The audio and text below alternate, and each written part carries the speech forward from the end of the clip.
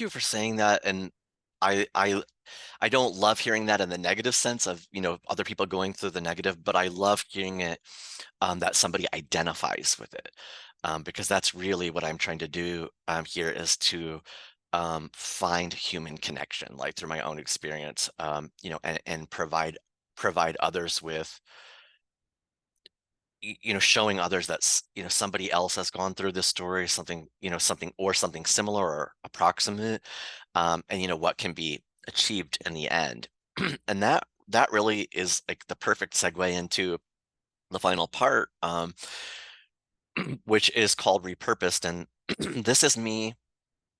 Pardon me one second. I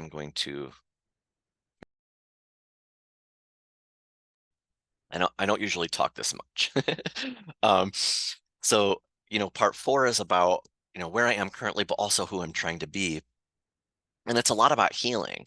And what I had to do, to heal was a lot, learn to get out of my own head. Because when I was going through all of these difficult things in my early life, that's where I retreated. The outside world wasn't there for me. I retreated to, the inside of my head and really got trapped there. So things I'm doing now to try to get out of that, really focusing on physical health, which, I try to, get to the gym several times a week. I try to get out of my own head and listen to others, and to empathize with others and to listen to the stories of others and to show that I, am understanding of them. There's some of those poems in part four. Um, this is about realizing and accepting my own limits, setting boundaries, rethinking or reimagining past experiences, and trying to focus more on the positive. And a lot of part four too is about finding joy in travel, which is, you know, which is my newest love. And it took me a long time in my life to get to a place economically, where that was possible for me. Because I grew up in a family that with five children, and maybe when I was first born, maybe low end of the lower middle class, maybe even not middle class. But through as I started to grow up, my family worked its way into the middle class, but still having seven people in the family, we couldn't afford to go anywhere. Our family vacation was Cedar Point.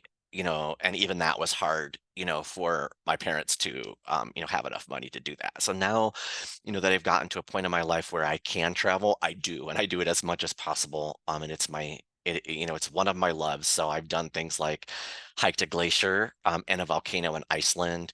I've hiked to the largest boiling lake in the world in Dominica, which is the subject of a poem called Bubble that you'll find in part four. I visited Cuba under the Support for the Cuban People American travel exception.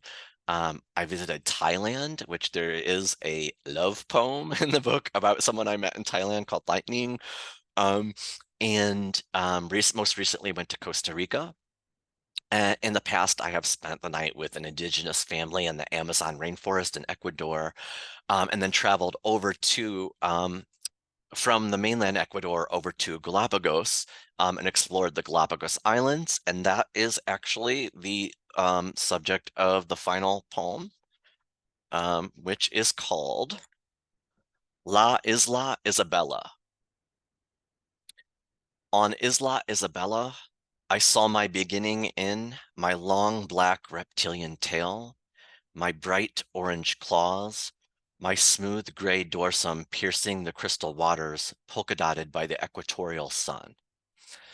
I saw my beginning in my floppy blue feet, my slippery flippers, my fusiform tuxedo perched on a lonely rock slick with sea slime.